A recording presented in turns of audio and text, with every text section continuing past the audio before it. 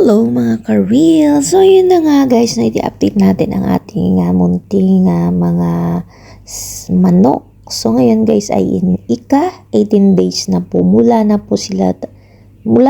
binitaw po natin ang ating mga sisiw. So ngayon ay pwede na po natin tanggalan ng kapal na